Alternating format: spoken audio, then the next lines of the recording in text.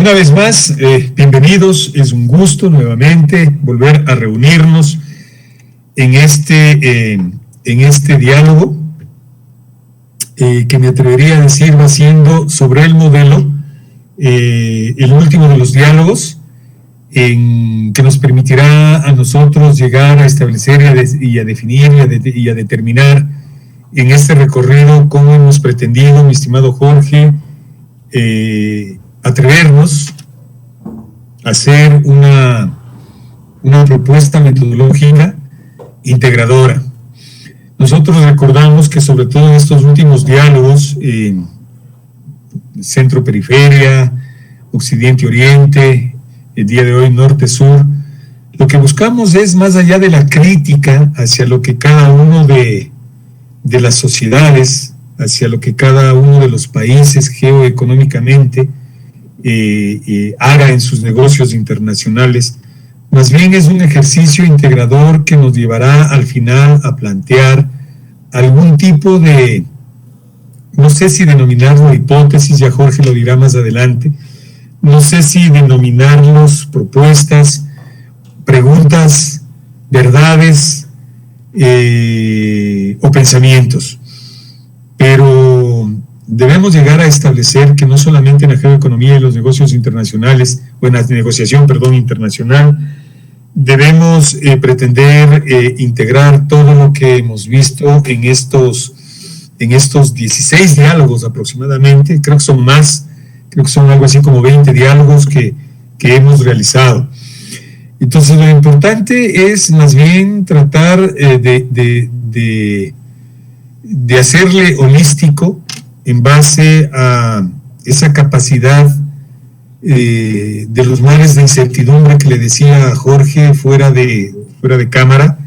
Estamos en un mar tan lleno de incertidumbres que cómo podemos abordar la parte de la ética humana, cómo volver a una ética humana, cómo hacer feliz a los que pertenecen al centro, a la periferia, al norte, al sur, occidente, oriente, cómo hacerles sentir vivir en armonía, cómo en su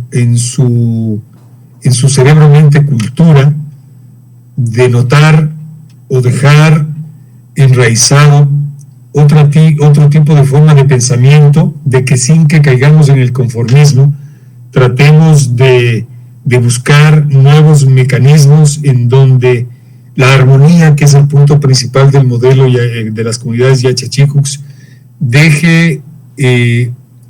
sea denotado como uno de los principios, no sé si de vida, no sé si de pensamiento, no sé si de inquietudes, y en esos mares de incertidumbre abordar probablemente que es posible.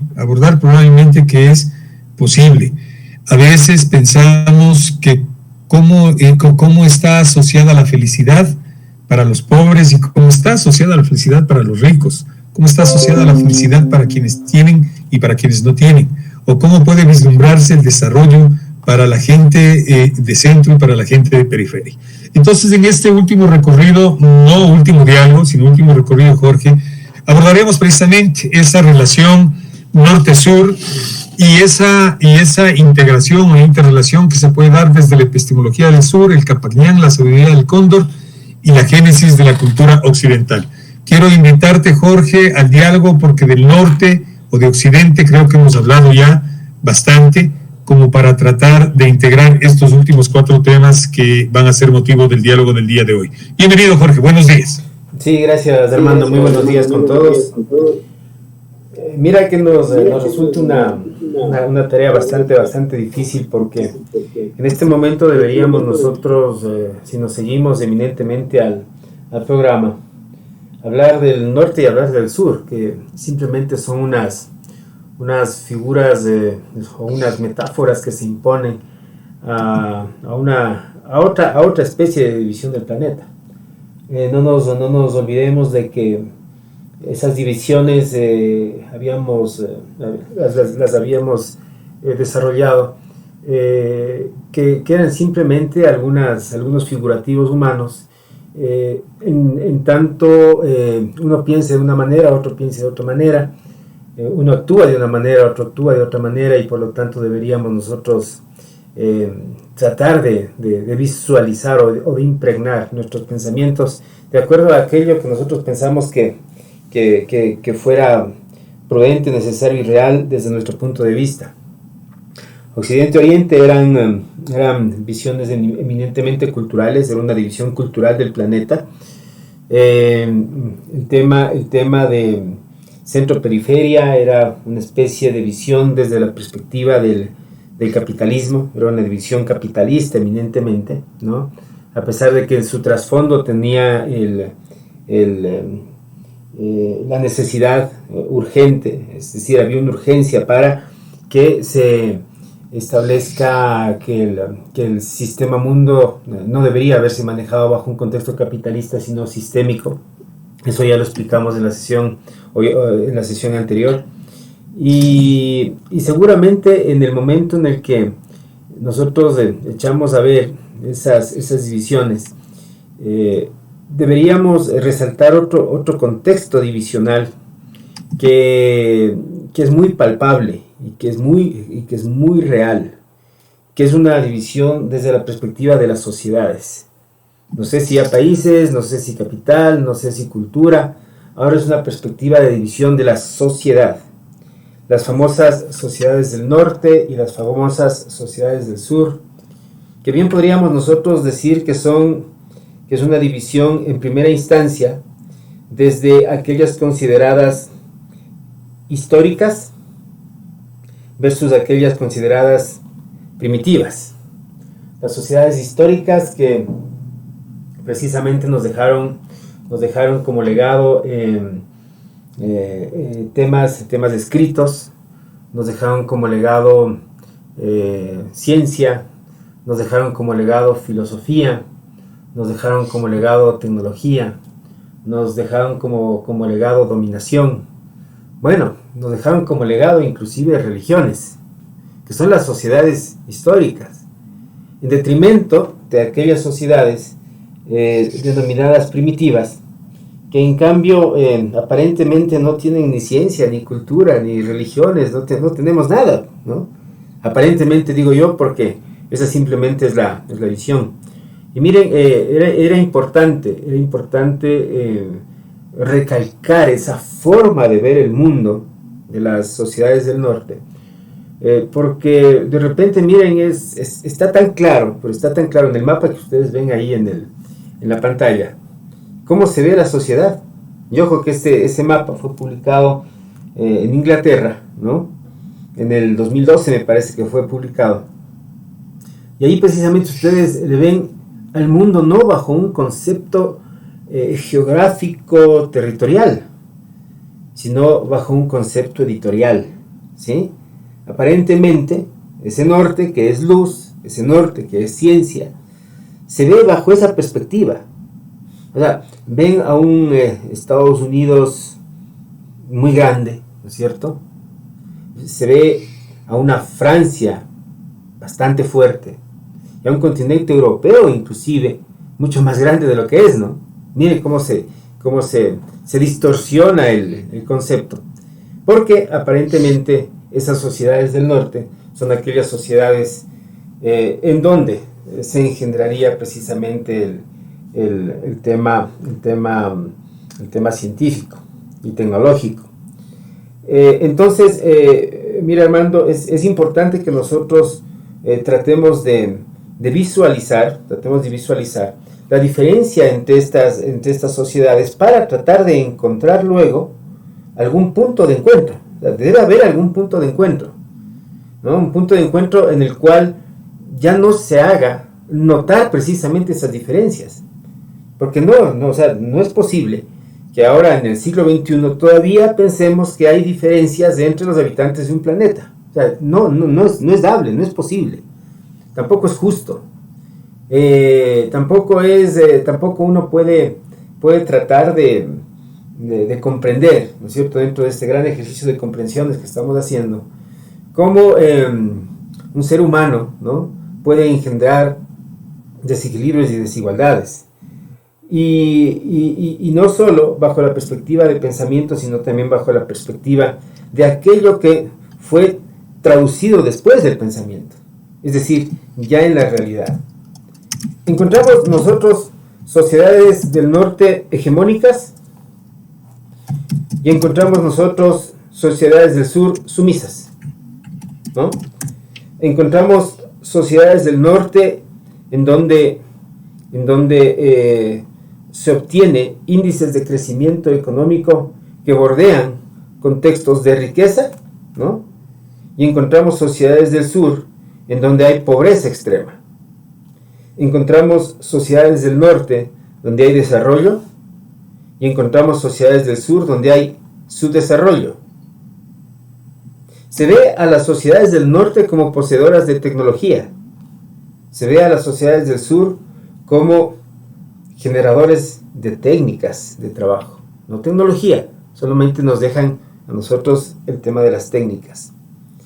Se identifica sociedades del norte donde existe en el medio esa gran palabra y tan hermosa palabra que nos gusta mucho a nosotros, Armando, la filosofía, porque es integradora, ¿no? Es un pensamiento universal.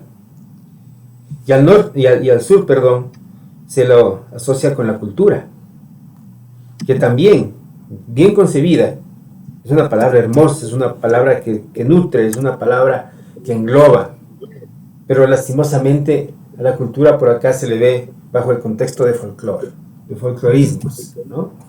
Se identifica sociedades del norte en donde aparentemente existe un crecimiento de la ciencia fuerte, ¿no?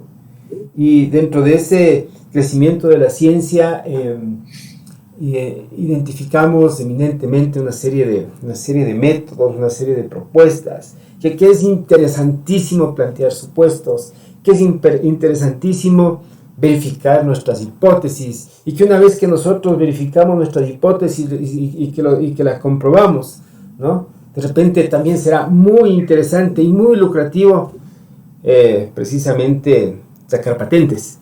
Así se le ve a la ciencia desde el norte. Y se le ve en cambio a las sociedades del sur, ¿no?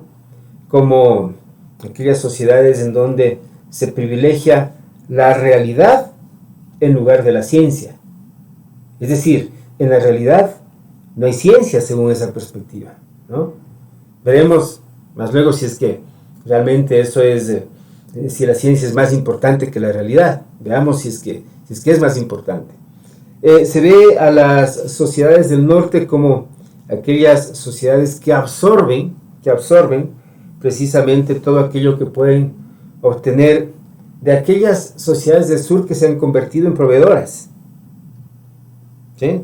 Nosotros seremos los graneros, nosotros seremos los agricultores, nosotros seremos aquellos que tenemos que proveer de alimentación a las sociedades del norte, ¿no? De materias primas. Y seguramente las sociedades del norte a nosotros nos reenvían todo aquello que enviamos, pero ya con un made in, ¿no? Con un hecho en. Y nosotros muy sutilmente y muy ingenuamente consumimos esos productos que son hechos con las materias primas que seguramente salen de por acá, solamente por haber expuesto marcas. Entendemos que las sociedades del norte originaron división internacional del trabajo, y no solamente división internacional del trabajo, división del trabajo en sí, una palabra así muy seca, ¿no? Cuando de repente acá en el sur había ausencia de división del trabajo, ¿no? Había una ausencia de división del trabajo porque todo era comunitario. Entendemos entonces que si hacemos una división internacional del trabajo, lo que se privilegia, ¿no? Es un individualismo. ¿Por qué? Porque estamos dividiendo para que alguien se especialice en algo y que cada quien salga adelante como pueda salir adelante. Se privilegia individualismos entonces en las sociedades del norte, y lo contrario, en las sociedades del sur se maneja precisamente el término de lo comunitario. Una palabra dicha por Armando. Se privilegia en el norte el vivir bien, y en el sur el buen vivir, que son cosas que aparentemente aparentemente son lo mismo, pero en esencia no lo son, ¿no? O sea, vivir bien significa investirse de lujos, investirse de capital, investirse de sociedad, investirse de ciudades inteligentes, investirse de viajes en avión, investirse de viajes a los grandes centros financieros, a los grandes lugares de turismo, ¿no? Entonces, vivir bien. En tanto que el buen vivir tiene que ver con el lado de cómo nosotros podemos hacer que en nuestro día a día, ¿no? Nuestra comunidad, ¿no? Y los aledaños, o sea, tengan precisamente una sonrisa a pesar de las adversidades. O sea, un vivir bien y un buen vivir no significa que existen lineamientos específicos para poder actuar como seres humanos, pero sí significa que existe en el medio una diferencia que prácticamente se le está dando bajo la perspectiva de lo que tengo en el un lado, es decir, del capital en el un lado y de lo comunitario en el otro. Existen o han existido en las sociedades del norte, en estas sociedades históricas, no menos de 4 o 5 sistemas económicos. Pero lo interesante de estos sistemas económicos de las sociedades del norte es que todos, absolutamente todos, han originado desigualdad. Llámese esclavismo, llámese feudalismo, llámese capitalismo, llámese socialismo, todos engendraron desigualdad. Vean, qué interesante, ¿no? O sea, qué interesante que nosotros veamos precisamente que estos sistemas en algún momento, no solamente para las sociedades alternas, es decir, para las sociedades del sur, sino también para las propias sociedades del norte, originaron problemas. Porque en las propias sociedades del norte es donde afloran esos filósofos, esos científicos, que también están en desacuerdo con esos sistemas sociales. Si no, acordémonos del capitalismo del desastre de Naomi Klein, canadiense, ¿no? Acordémonos nosotros de que el capitalismo se implementó porque no estaba de acuerdo la sociedad por allá en la Revolución Francesa con el feudalismo, ¿no? Acordémonos que el feudalismo se implementó porque las propias sociedades del norte no estaban de acuerdo con el esclavismo, y así pues una serie de desacuerdos que tenían por allá. Y de repente cuando nosotros vemos que estos sistemas económicos, que ojo, no eran nuestros, nunca fueron nuestros, nunca fueron sistemas económicos del sur, pero lastimosamente, por la falta de ideología y por la dominación, y seguramente como fruto o como consecuencia de la llegada de los españoles por acá, de repente nosotros fuimos perdiendo precisamente aquellos sistemas que eran nuestros, porque lo nuestro era lo comunitario.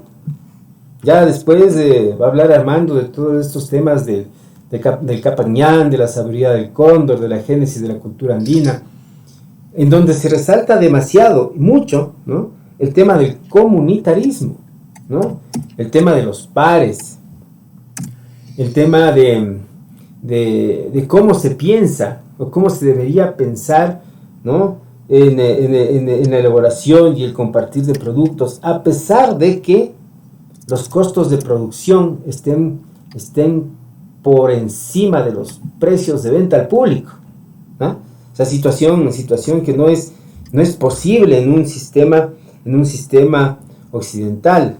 Por ahí leía Armando me parece que era en la sabiduría del cóndor, me parece que era, que nos ponen el ejemplo de los tamales en el Perú, y que ahí precisamente el elaborar un tamal, el costo de producción está por encima del precio de venta al público, y que sin embargo los elaboran con un gusto enorme porque saben que hay felicidad en compartir esos tamales. Entonces, en el pensamiento occidental, Bien difícil, pues, que digan, puta, le voy a coger y le voy a bajar el precio y voy a perder, ¿no? Y a pesar de eso seguiré en el negocio. Bien difícil que piensen así. Entonces, mira, existen precisamente una serie de connotaciones, de divergencias, sí, sobre todo de divergencias en esos dos grandes pensamientos, norte y sur, que quisiera que se vea reflejado en alguna hipótesis que nos lleve a precisamente plantear el modelo que nosotros quisiéramos desarrollar. Y digo quisiéramos desarrollar porque estamos dando los pasos iniciales para desarrollar un modelo diferente. Un modelo en donde nosotros entendamos que la armonía tiene que estar en el medio. Y ahora, ¿cómo armonizar estas desigualdades? Es la pregunta, ¿no? ¿Cómo vamos a armonizar esas hegemonías? ¿Cómo vamos a armonizar esas riquezas? ¿Cómo vamos a armonizar los temas tecnológicos? Miren, la primera premisa es que todo es válido, todo es bueno, pero no hay que obsesionarse con lo uno en detrimento de lo otro. Hay un principio andino que me encanta por ahí, Armando, que es el del uno a uno, ¿no? Es decir, nosotros debemos aprender a ver a todas las cosas con el mismo significado, con lo mismo. Si tengo que pensar en capitalismo, chévere, piensa en capitalismo, ¿no? Pero una vez que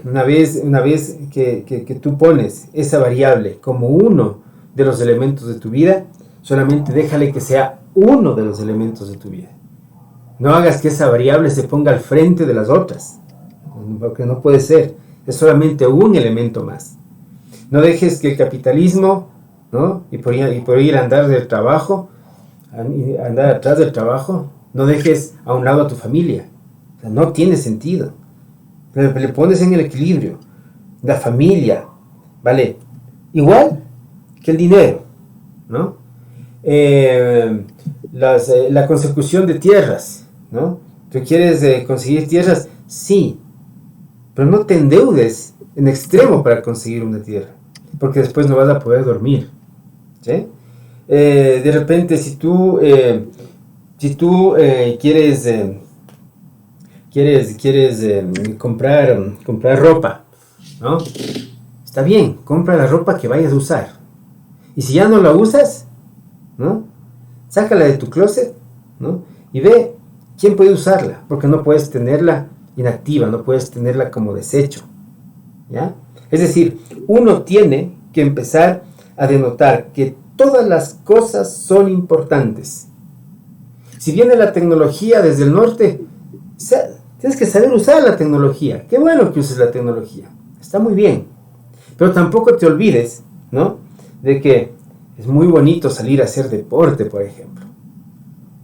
Yo no reemplazaría, ¿no es cierto?, jugar con un PlayStation, ¿no?, con salirme a jugar un ping-pong.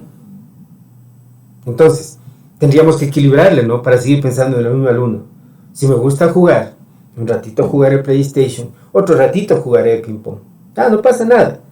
O sea, lo que nosotros decimos acá, en esa propuesta, es que debemos armonizar toda nuestra vida. Armonizar.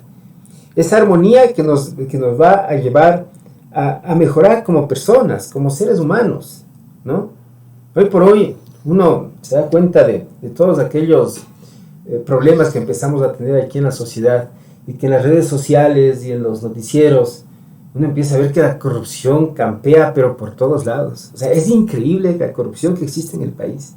¿Pero por qué hay esa corrupción? Porque le ponen al capital al frente de todo. O sea, el capital está arriba. Y los valores, y la moral, y los elementos que me hacen ser buenas personas, inclusive ese querer que nuestros hijos vean en sus padres un modelo a seguir, se acabó, pues.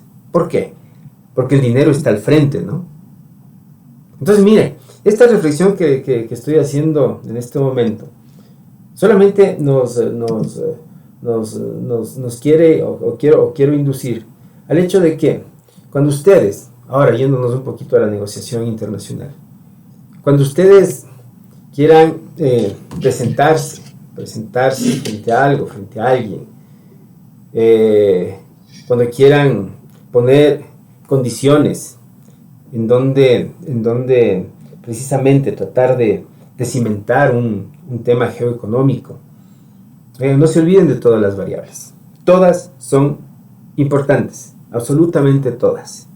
No reclamemos para uno, ¿no?, lo que no quisiéramos que el otro pierda. Todo es importante. La naturaleza, los animales de otras especies, los minerales, los vegetales, la colonización y la descolonización. Todo es absolutamente importante.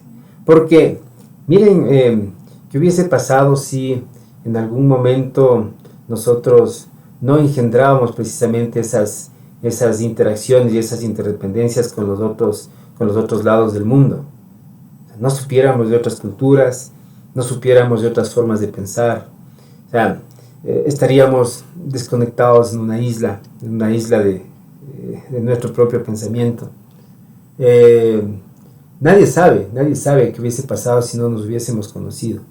Lo interesante está en que después de esa gran migración que originó desconocimiento de los seres humanos, seguramente en los reencuentros, ojalá veamos en el otro las complementariedades que necesitamos para nuestra vida. Eso es, mi querido Armando. Ojalá tú puedas ayudarnos con tu parte de la exposición. Sí, muchas gracias, Jorge. Como siempre lo hemos manifestado, muy interesante, pero sobre todo siempre la aclaración de la posición, en este caso de lo que nosotros, ¿no?, siempre pretendemos, nada más, ¿no? Un aporte a una metodología asociadora antes que disociadora. Y en esto me salta lo que estábamos conversando fuera de cámaras, precisamente, Jorge, ¿no? Si nosotros nos ponemos a pensar en cualquier tema, no solamente geoeconomía y negociación internacional, me preguntabas tú dónde está el punto de convergencia, dónde está el punto en donde podrían converger norte-sur, occidente-oriente, centro-periferia. Y claro, es difícil que pongamos, Jorge, una variable o una palabra en donde se puedan estos encontrar. Decíamos más bien en los antagónicos, la pobreza y la riqueza. ¿Qué busca el pobre? Ser rico. ¿Qué busca el rico? Ser más rico. Pues difícilmente vamos a ver un punto medio. Y me había atrevido a decirte, ¿no? Para mí es la armonía. Lo que nosotros estamos pretendiendo, no solamente vivir en armonía, sino todo en armonía, negocios internacionales en armonía. Sería muy bonito el no tener que utilizar pasaportes para movilizarte de un lado a otro. Eso sería vivir en armonía. Sería muy bonito el tener los mismos accesos que se tienen en los países llamados desarrollados, los subdesarrollados. Eso es vivir en armonía. Pero ahí me asaltaba una pregunta. ¿Qué buscan? ¿Qué buscan con tanto afán las personas que viven en los países llamados de norte, ¿verdad? En este caso del norte, hablamos precisamente la dualidad norte-sur. En los países del sur, porque vemos que la migración de la gente del norte a radicarse hacia las comunidades del sur cada vez son más grandes. ¿Qué buscan? Y nos damos cuenta que buscan o tienen una imagen al menos de que nuestra forma de vida es distinta a la de ellos y que se vive mejor acá en el sur. Esto de la naturaleza, esto de plantas medicinales ancestrales, esto de prácticas culturales, así sean llamadas cultura, ¿no? Y claro, nos extraña cuando nosotros vemos sobre todo esa mezcla cultural entre gente del norte y sobre todo nuestros indígenas. Y nos extraña. Y vemos en Otavalo, y vemos en Saraguro, y vemos en Salasaca, y claro, vemos esas relaciones norte-sur, es decir, que busca el que nosotros, entre comillas, llamamos gringo, porque a todo el mundo le identificamos gringo porque creemos que tiene la piel blanca y su cabello es de otro color, que busca como nuestro indio, no en el término despectivo, por favor, ¿no? Que busca como nuestro indio, ¿no? Y precisamente eso basta para darnos un ejemplo, mi estimado Jorge, de que es factible aplicar estos modelos también en la parte de negocios internacionales o de negociación internacional y de geoeconomía, precisamente al abordar sociedades de distintos países o de distintos continentes, más allá de lo que proponía Krugman, ¿no? Y dentro de este abordaje, mi estimado Jorge, quería comenzar con el pensamiento del sur de Buenaventura Sousa da Silva, siempre diciéndote que soy un contrario a que cuando en un pensamiento se mete la política, o se mete capitalismo, socialismo, o se mete capitalismo, marxismo, o adanismo, keynesianismo, marxismo, créete que para mí deja de tener una connotación de impacto. Pero sí, Buenaventura Sousa da Silva, inclusive en ciertos gráficos como el que tenemos nosotros en la pantalla de este momento, Buenaventura Sousa da Silva hace una inclusive apología, ¿no? O sea, ¿cuál es el norte y cuál es el sur? Y Morán hace exactamente lo mismo. No nos olvidemos que los mismos países del norte tienen sur. Es decir, la bota itálica o hispanoamericana precisamente queda en el sur del norte. ¿No es cierto? Precisamente queda en el sur del norte. Y si nosotros hablamos sobre todo de Portugal, si nosotros hablamos sobre todo de España, si nosotros hablamos de Grecia, si nosotros hablamos de Chipre, resulta que son el sur del norte. Y por eso es que históricamente también han sido vistos como países un poco los menos desarrollados de los países desarrollados. Permítame también hacer esa apología, ¿no? Y es interesante esto porque creo yo que así debemos comenzar a ver las posiciones de países y las posiciones de negociaciones y las posiciones de geoeconomía. O sea, imagínense ustedes que dentro del norte también tenemos los países mal vistos porque están en el sur del norte. Esta apología me sirve para hacer una connotación. Yo me recuerdo, Jorge, tú eres quiteño y muy quiteño porque eres de uno de los barrios tradicionales. Yo soy paisano, yo soy chagra.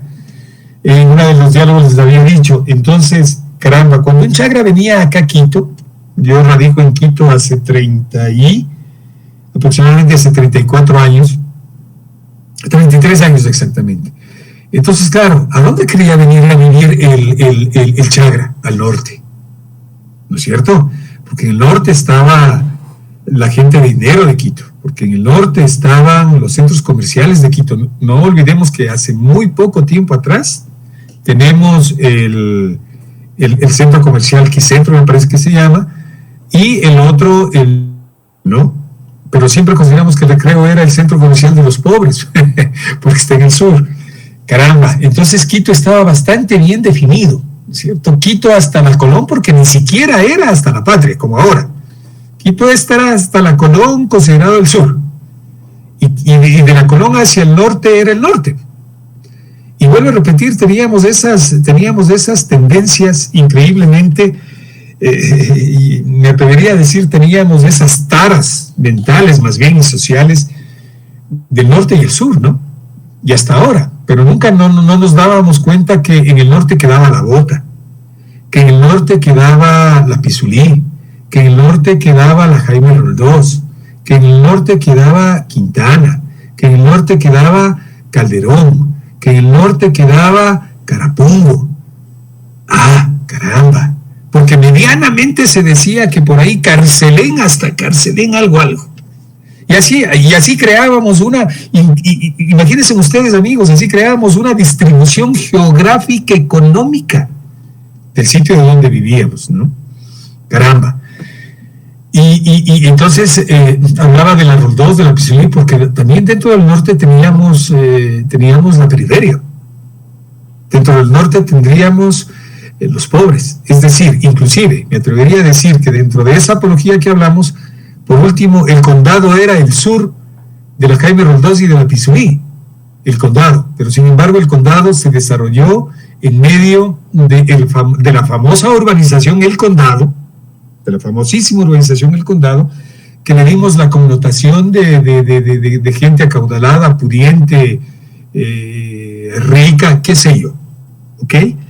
Entonces sí, viene Aventura Sousa, vuelvo al ejemplo que les ponía, y rompe el esquema precisamente cansado de este ejemplo que les acabo de poner, porque Aventura Sousa da Silva es portugués, y dice, no, o sea, ¿cómo podemos aceptar que dentro del norte exista una división que nos coloquen a ciertos países en el sur de ese norte? ¿Sí? En el sur de ese norte. Por lo tanto, no nos olvidemos que todo país tiene un sur y tiene un norte. Estados Unidos es el sur de Canadá. Canadá es el sur de Alaska, es decir, el sur de Estados Unidos. México es el sur de Estados Unidos. Y así sucesivamente, Ecuador de Colombia, Perú de Ecuador, Chile de Perú, Argentina de Brasil, Paraguay de Brasil, Paraguay de Uruguay, y podríamos seguir en los ejemplos, ¿no es cierto? Entonces, claro, frente a esto, Buenaventura Sousa plantea la necesidad de nuevas formas de visiones y de pensamientos o de contextos. Y yo vuelvo a repetir, a mí donde me dejan que desear estos grandes autores, no solamente Sousa, muchos, es cuando tocamos la parte política. Y precisamente Morán es uno de los pocos, me atrevería ya a decir, que no toca la parte política. Increíblemente no asocia la parte política y económica bajo el esquema de teorías económicas y políticas históricas del capitalismo y del socialismo, ¿no? Entonces Buenaventura Sousa basa su famosa epistemología del sur en varias cosas, ¿no? Primero dice que una cosa que llama la atención es el contexto sociopolítico de nuestro tiempo, que es lo que les estoy diciendo, ¿no es cierto? Que no es fácil definirlo, por eso es que no existan países que estén dispuestos a deponer actitudes en detrimento de otros países, como veíamos algo en Krugman, ¿no? ¿Ok? Pero que sin duda alguna esto depende mucho de la posición geográfica que uno tenga dentro del sistema mundial. Luego manifiesta algo interesante. Dice que hoy en día sobresale una agenda de muchas organizaciones y de muchos movimientos progresistas, que increíblemente es lo que dificulta imaginar el futuro postcapitalista. Y al mismo tiempo dice que el presente capitalista se vuelve más y más salvaje y más discriminador y más desigual. Todo esto parafraseando a Buenaventura Sousa, ¿no? En el pensamiento del sur también habla que las crisis se profundizan y que no existen grandes alternativas, lo que hablaba Jorge un poco hace un momento, ¿no es cierto? Y lo que hablábamos, lo que decíamos, caramba, debemos de humanizarnos. La ética humana debe cambiar porque las puertas se nos están agotando, Conversábamos con Jorge fuera de cámara y decíamos, y yo creo que la ética humana cada vez está más lejana de ser entendida, y que creemos con Jorge que seguimos viviendo en sociedades primitivas, créanse ustedes, ¿no? Porque en vez de buscar alternativas, vamos dando unas supuestas alternativas, pero vamos dando unas alternativas en detrimento de los otros, ¿no? En detrimento de los otros, siempre en función de. Y por eso en Buenaventura dice que se nos está acabando las alternativas. ¿Sí? Y si estas se formulan, no hacen otra cosa que tratar, siempre son vistas como una vía negativa, es decir, todo lo que alguien propone, para nosotros siempre será negativo. Y nos rehusamos nos rehusamos a tener claro que la injusticia, la discriminación, la indignación, la humillación, ¿sí?, son parte de los modelos actuales. Ahí viene una hipótesis que me decía, ¿cuál es la alternativa para esto?, ¿no? Y lo dice Buenaventura Sousa. Entonces, en las epistemologías del sur nosotros encontramos reflexiones, ¿sí?, reflexiones que lo que buscan es ofrecer un diagnóstico crítico a las sociedades presentes, ¿sí?, y que tratan de establecer elementos que permitan una reconstrucción, una formulación y una legitimidad de alternativas para una sociedad más justa y más libre. Estos dos términos últimos no me gustan porque ya son muy asociados hacia la parte política, pero hay que nombrarlos porque lo dice Buenaventura Sousa, no son palabras mías. Por lo tanto, dentro de un contexto intelectual, Epistemologías del Sur presentan 4 grandes áreas de interés. La primera, preguntas fuertes ante respuestas débiles. Muy buena metáfora, ¿no? Preguntas fuertes ante respuestas débiles. Segundo, una contradicción entre las medidas urgentes y un cambio civilizatorio. Interesante esta propuesta. Tercero, la pérdida de los sustantivos de cada uno de los intereses particulares, individuales o de países. Y finalmente, cuarto, la relación fantasmal entre la teoría y la práctica. Me encanta esa parte, relación fantasmal entre la teoría y la práctica. Esto equivale a decir que existen muchas teorías propuestas desde el norte y desde el sur, pero pocas puestas en práctica, ¿sí? Entonces,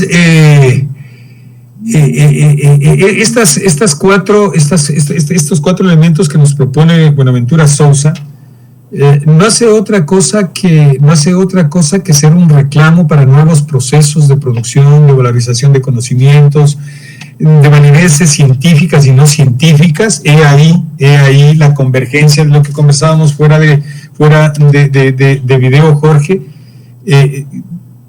¿Qué tan dispuestos estamos en converger la parte científica y la no científica? ¿Sí? Y de valorar esos conocimientos y de esas nuevas relaciones que se den en el surgimiento de estos nuevos conocimientos a partir de una unión. Que dejemos de ver las clases y los grupos sociales que han sufrido de manera sistemática la destrucción y opresión como tales, causadas por el capitalismo, el colonialismo, mi estimado Buenaventura Sousa da Silva, ¿no?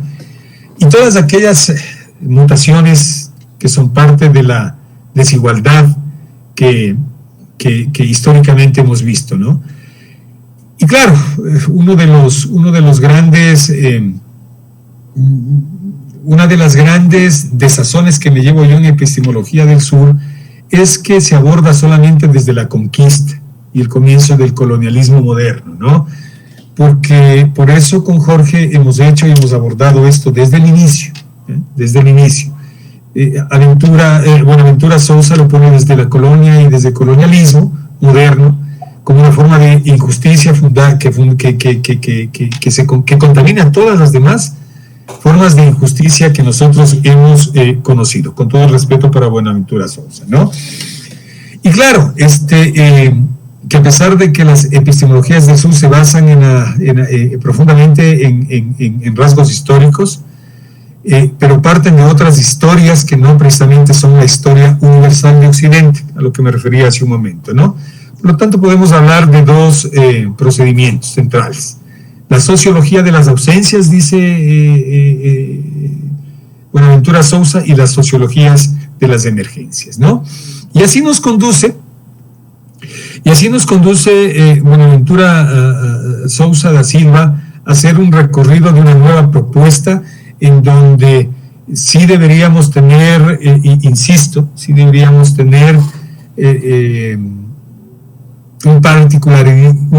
un particularismo especial para analizar las formas de poder, las formas de transformación, las formas de cambiar las culturas y de la universalización, ¿no? Yo insisto, esto es una referencia a Epistemologías del Sur, pues nuestra propuesta más bien va más allá de separaciones, de que el capitalismo es malo o es satánico y que el socialismo es bueno y es mediático. No, más bien que sacar en un ejercicio holístico, hipotético, de todos los pensamientos que hemos pasado y tratar de buscar una emancipación, me atrevería a decir, de la humanidad. Y creo yo que esa emancipación, mi estimado Jorge, sin temor a equivocarme, está precisamente en aquellos ejercicios de armonía que nosotros tratamos de proponer. Y miren, no, tal es el caso que independientemente de que pertenezca a Occidente, de que pertenezca a Oriente, de que pertenezca a Norte, a Sur, quería comentarles, por ejemplo, que en Emiratos Árabes Unidos, un país oriental, es uno de los países que desde el 2016 precisamente tiene un famoso Ministerio de la Felicidad y de las Posibilidades, otro ministerio, ¿no es cierto? En el 2019, el año anterior, Rusia también está tratando de implementar ejercicios de esta naturaleza. Y luego sabemos que aquí existió el ejercicio, vamos a dar a favor, mira, existió el ejercicio de una famosa Secretaría del Buen Vivir. ¿Ya? No vamos, vuelvo a repetir, sino a profundizar y a criticar a favor y contra. Miren, independientemente de las visiones de la economía de estos países que hablé, Rusia, Emiratos Árabes Unidos y Ecuador, uno perteneciente a Oriente, otro perteneciente a Euroasia y a Euro Oriente, y el otro perteneciente al sur. Pero dentro de sus diferentes formas de vida, dentro de sus diferentes visiones de vida, pues fueron creando algo, ¿no?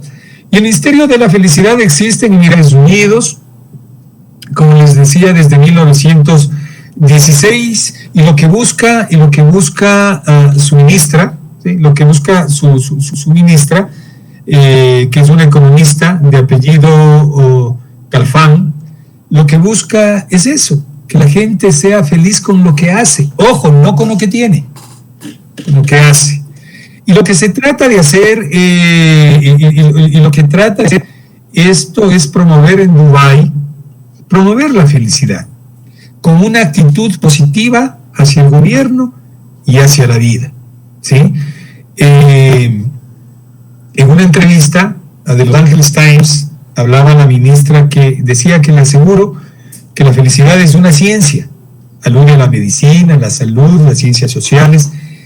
Intentamos traerla de un marco amplio para que se practique de manera en nuestra sociedad abierta y en nuestro gobierno. Ojo, y estamos hablando de uno de los países que culturalmente es muy radical en cuanto a su forma de pensamientos y sobre todo en la relación con Occidente, ¿no? Entonces, interesante, vuelvo a repetir, la forma en la que en Emiratos Árabes se está tratando de manejar. Y este mismo Emirato tiene el Ministerio de Posibilidades, ¿sí? Y el Ministerio de Posibilidades es un ministerio no convencional, de tratar de hacer posible lo imposible, entre comillas esto, ¿no? De tratar de hacer posible lo imposible. Entonces, mire, por ejemplo, ¿por qué se llama de las posibilidades? Porque que todos los trámites del Estado tienen que reducirse de 60 días a 6 minutos. No me parece algo malo, ¿no? ¿Sí? No me parece algo malo. Que los jóvenes talentos del país tengan acceso, ¿sí? A estas nuevas visiones y a estas nuevas connotaciones de servicio. Sí, en Emiratos Árabes Unidos, dice el presidente, su jeque, dice que la palabra imposible no existe en este vocabulario. Entonces, claro, es interesante. Y finalmente un poquito quiero referirme también en tanto y en cuanto a cómo hacer una geoeconomía y una negociación internacional bien interesante. Si pudiéramos pensar como países o como sociedades como las de Bután, por ejemplo, que deben ustedes haber escuchado, estimados amigos, ¿no? Entonces, de acuerdo a la revista Ethic, hay una pregunta que dice, ¿Bután es el país más feliz del mundo? ¿Sí? Entonces, yo me atrevería a decir que por las políticas que implementa el rey, es un reinado, ¿no es cierto?, por las formas de no darle importancia a la tecnología, al desarrollo de los centros urbanos, etcétera, me atrevería a decir que maneja de una manera por lo menos distinta y diferente. No sé si será el país más feliz del mundo, pero maneja de manera muy distinta y diferente. Es que su presidente dice que, y esto que vaya para muchos de las personas que nos están mirando, ¿no? ¿Qué hacer después de esta pandemia que estamos pasando? Es que Bután está explotando esos paisajes de espléndida biodiversidad. Sus tradiciones ancestrales están intactas, ¿sí? Y la parte espiritual, como un retiro, más no como una religión, es uno de los 3 elementos que acabo de leer que a Bután le da una estampa idílica, ¿sí? Es un territorio todavía virgen, escondido tras las montañas del Himalaya, ¿no? Y en la actualidad, dice esta revista, es conocida como el país de la felicidad, ¿sí? Es como el país de la felicidad. El mundo siempre ha manejado, dice el rey de Bután, el mundo siempre ha manejado su índice de crecimiento o su índice de desarrollo a través del PIB. Aquí el índice se lo mide no por un PIB, sino se lo mide por el índice precisamente de la felicidad. Entonces, yo insisto, ¿qué es lo que está haciendo el soberano? Higme Keshar, se llama el soberano, y su esposa Hetsun Pema, ¿no es cierto? Lo que está haciendo es por último, si quieren darle una connotación de geoeconomía y de negociación internacional, vendiendo lo que tiene, no lo que no tiene. Sí, vendiendo lo que tiene, no lo que no tiene. Ya les dije, ¿no? ¿Qué es lo que está vendiendo? 3 cosas. ¿Sí? 3 cosas. La biodiversidad, la ancestralidad, si hablamos de Chacana y todo lo demás, ¿no? Y el retiro espiritual, no como religión. Esos son los 3 productos de que está hablando los soberanos de Bután. Y miren una frase del rey de Bután: el gobierno prevé abandonar la lista de países más pobres del mundo en los próximos años. Esta declaración la dio en el 2018, ¿no?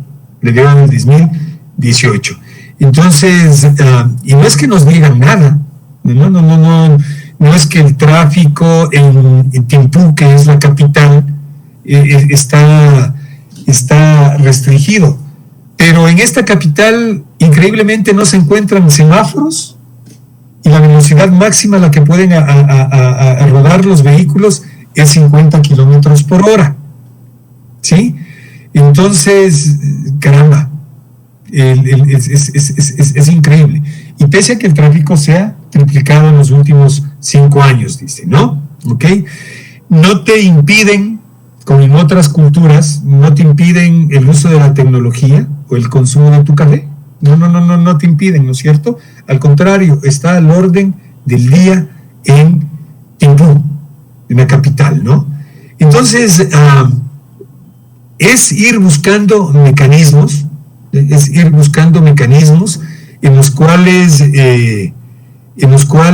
existan las posibilidades de ir interconectando hasta cierto punto, mi estimado Jorge, y amigos y amigas que nos escuchan, esas interacciones que es posible que se dé entre los opuestos. Y la chacana precisamente trata de eso, ¿no? La chacana precisamente trata de eso.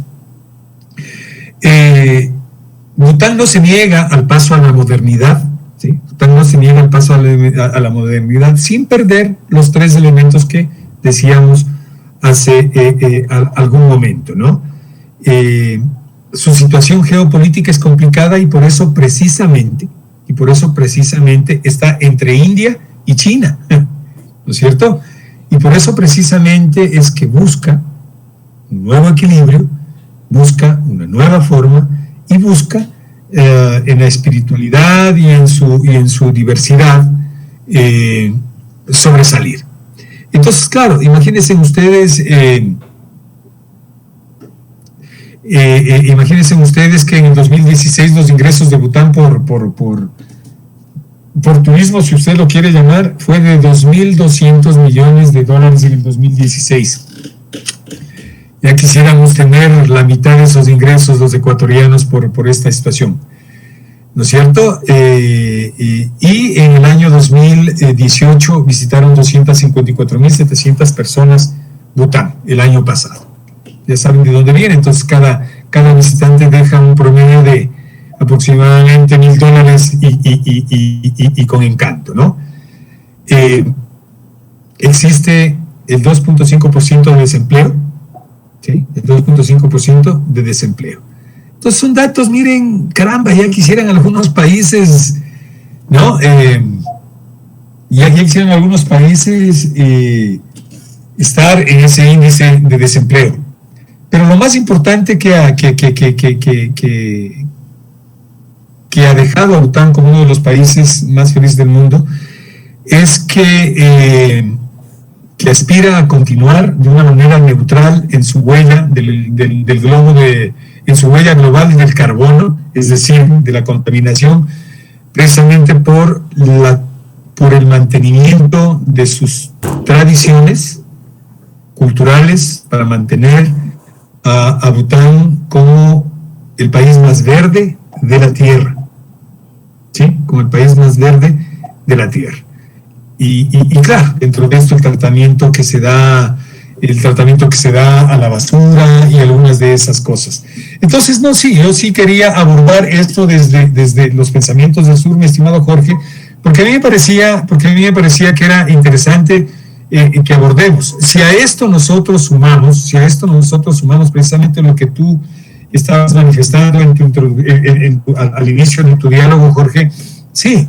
Entonces, ¿qué es el Capañán? Habíamos hablado, creo que en el diálogo anterior, no voy a profundizar demasiado, pero el Capañán no es otra cosa que el camino de la sabiduría, el camino del bien que cruza la Chacana.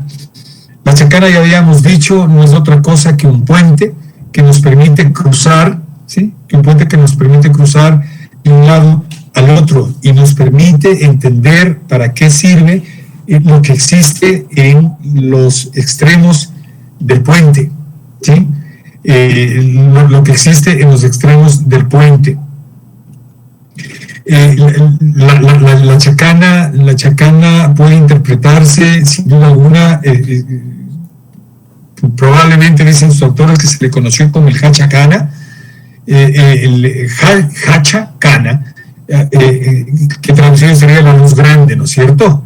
Entonces, que nos permite a nosotros entender cómo se desarrollan los 4 elementos sagrados: el yacu o agua, el guara o agua o aire, el aipa o tierra y la nina o fuego. Entonces, estos son los 4 elementos que deben ser abordados porque son el origen de la vida y del todo. ¿Sí? Son el origen de la vida y el todo. Entonces, qué bueno sería que se entienda que la explotación tanto de minerales, de materias primas y la industrialización, pues llevará desoladamente a lo que creo manifestaba Jorge en su diálogo, en su explicación, ¿no es cierto? ¿Y hacia dónde vamos? O creo que yo les decía al comienzo, o Buenaventura Sousa hacía esa pregunta, ¿y hacia dónde nos dirigimos? ¿Qué vamos a hacer con tanta tecnología? Así Jorge decía, me comentaba fuera de micrófonos, me comentaba de una famosa serie en Netflix, de los 100, ¿no es cierto? y los 100 son, hasta donde lo poquito que entiendo, porque no lo he visto, 100 sobrevivientes, 100 humanos que quedan de los 8.000 millones que somos, y también van depredando otros planetas. No sé si la palabra es depredar, que Jorge nos aclare, ¿no?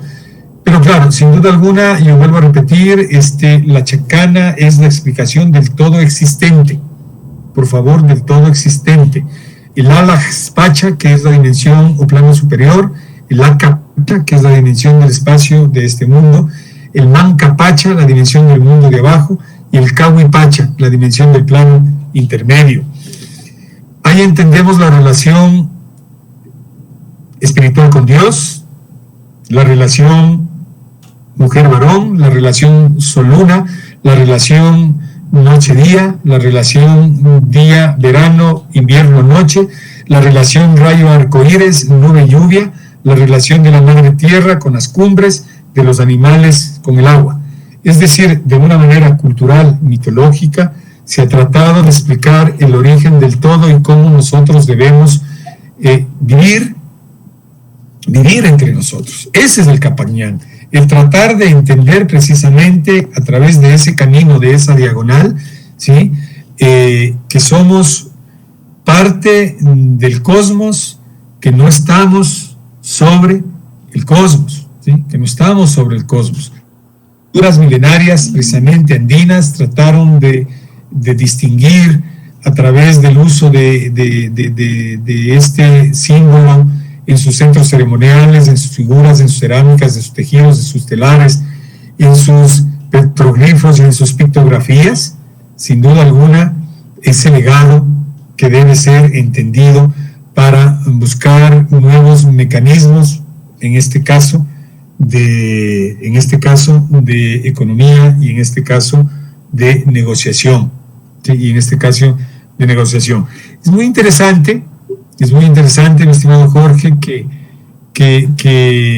sería pedirles algún momento a los amigos que nos escuchan que tengan la gentileza de un poquito ingresar para previsualizar lo que estamos nosotros hablando, ¿no? Lo que nosotros estamos tratando de decir desde el origen de la chacana, que será motivo, como decía el día de ayer, también de otros diálogos. En tanto y en cuanto nosotros sigamos manteniendo también nuestras propuestas.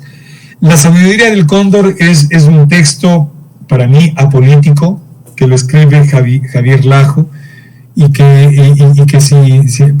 Capañán es el libro de Javier Lajo. La sabiduría del cóndor lo escribe un autor ecuatoriano de apellido Rodríguez, que lamentablemente inicia bastante bien la explicación del pensamiento de los Andes o del sur, pero que, como siempre, como digo, en la parte de la mezcla con la política deja un poquito esa connotación.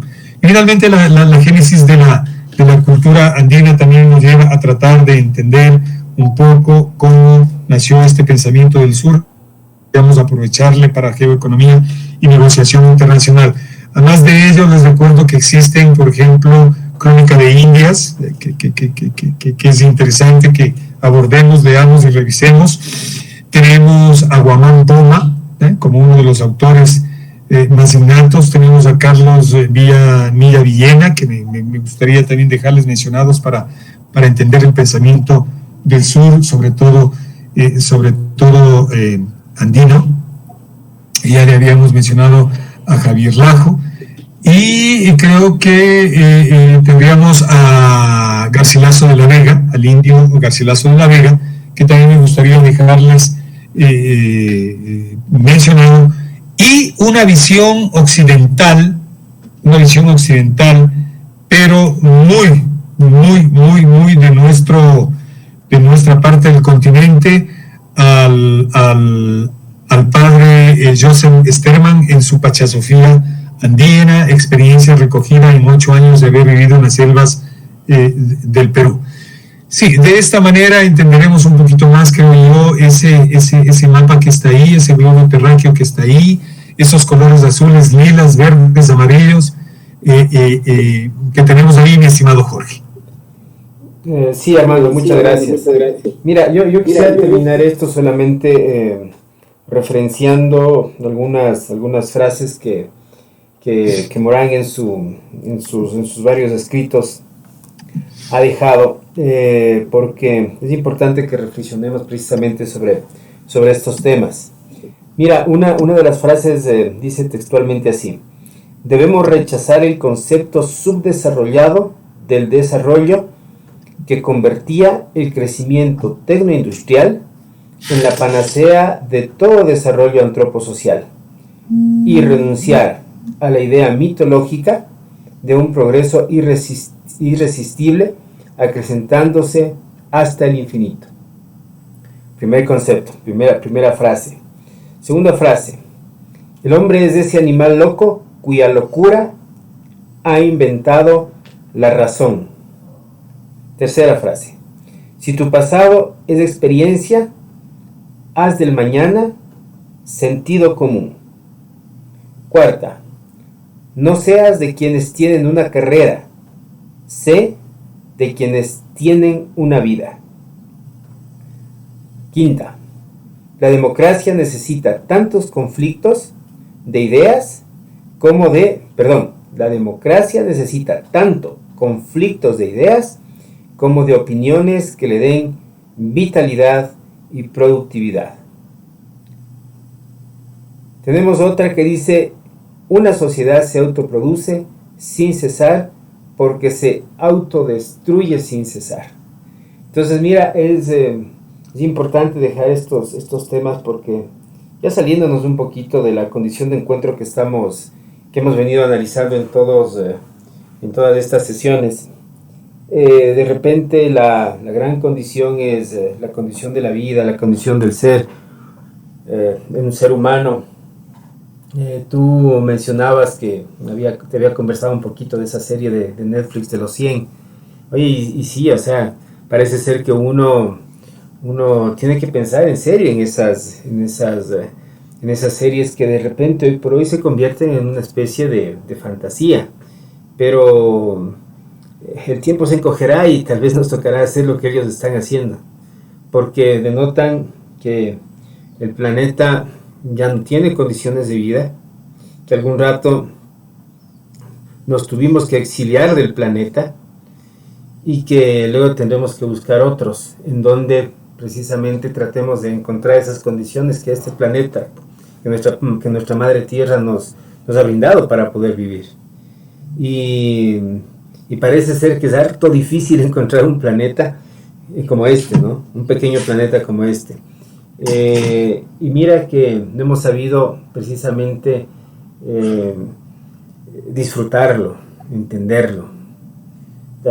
Mira, me encantaría, por ejemplo, que nuestras ciudades boten todo lo que es vallas publicitarias, ¿no? Porque hay una belleza del paisaje en todos lados, pues si nosotros le tapamos con vallas publicitarias y le tapamos con tendidos eléctricos y le tapamos con cercas, con cerramientos y una serie de cosas. Entonces, mira, es importante que nosotros aprendamos a disfrutar de este nuestro planeta, porque es algo maravilloso. La vida es maravillosa. Abrir los ojos y ver lo que existe en todo en este cosmos infinito es algo que, digo yo, ya es una magia, ¿no? Voy a tomar las palabras religiosas. Es una bendición esto, estar por acá en el mundo para poder darse cuenta de que todos los días sale un sol, de que todos los días hay un viento que te refresca, de que puedes tomarte un vaso de agua, ¿no? De que puedes pisar la tierra, de que puedes oler diferentes tipos de olores, ¿no? Es algo espectacular. Y yo con esto quiero dejar sentado nuestro compromiso, Armando, para que de aquí en más empecemos a invitar, y vamos a empezar a invitar a una serie de personas para que los diálogos de Chachicuc ya no se conviertan solamente en un diálogo, ¿no es cierto? En un diálogo de dos, no sé cómo llamarle, no es un monólogo, es un diálogo de dos, es una dialogia, ¿no es cierto? sino que se conviertan en aquellos conversatorios, ¿no? que servirán como referencia para que a través de las experiencias y del conocimiento de muchas otras personas, precisamente se empiecen a desarrollar con esos aportes. Invitaremos a personas de diferente tipo con temáticas muy puntuales, ¿no? Y dentro de esas temáticas puntuales nosotros acogeremos precisamente a este pensamiento que nos encanta, Armando, que es el pensamiento del método complejo, y que dentro de ese contexto de la complejidad de Edgar Morán, que es nuestro mentor, precisamente tratar de poco a poco ir denotando la urgencia que tenemos los seres humanos para tener un pensamiento sistémico complementario. Muchas gracias a todos. Armando, te dejo con la palabra para el cierre. Gracias, mi estimado Jorge, como siempre. Mira, sí, esperemos ir sumando. Aclaremos de que hemos hecho invitaciones a distinguidos colegas, hemos hecho invitaciones a que se vayan uniendo. Todavía no hemos obtenido, precisamente por el método que estamos planteando. Probablemente algunos hemos ahuyentado, entre comillas, pero el ejercicio se trata de eso, Jorge, ¿no? O sea, de que se vayan integrando de a poco personas con sus pensamientos divergentes, por supuesto, pero yo particularmente me quedo muy satisfecho de este diálogo, porque es un diálogo el que hemos mantenido y que sin duda alguna vamos a trasladarlo hacia la academia y que vamos a tener un muy buen resultado. Yo invito a las personas que van a comenzar a conectarse con estos videos grabados, por favor, a que entendamos que es hora de analizar diferentes temas o diferentes, permítanme llamarles asignaturas, como se las llaman ahora, en este caso geoeconomía y negocios y negociación internacional, solamente desde aquellas visualizaciones exclusivamente en la geoeconomía de cómo realizo los negocios entre países y de cuáles son las bondades, ventajas y desventajas económicas de la relación comercial de esos países y de las técnicas de negociación que a veces confundimos con negociación internacional. Más bien, la negociación tiene que ser abordada, como hemos hecho en este ejercicio, desde una perspectiva de comprensiones. Y Jorge, no sé si se te pasó por alto que me ibas a decir, quisiéramos dejar una hipótesis planteada al final de este diálogo. Pues si se le pasó por alto, pues la hipótesis es esa, ¿no? Es posible abordar la geoeconomía y la negociación internacional desde ambientes sistémicos complejos de armonía, ¿sí? Es posible armonizar la geoeconomía y los negocios internacionales en base a estas siete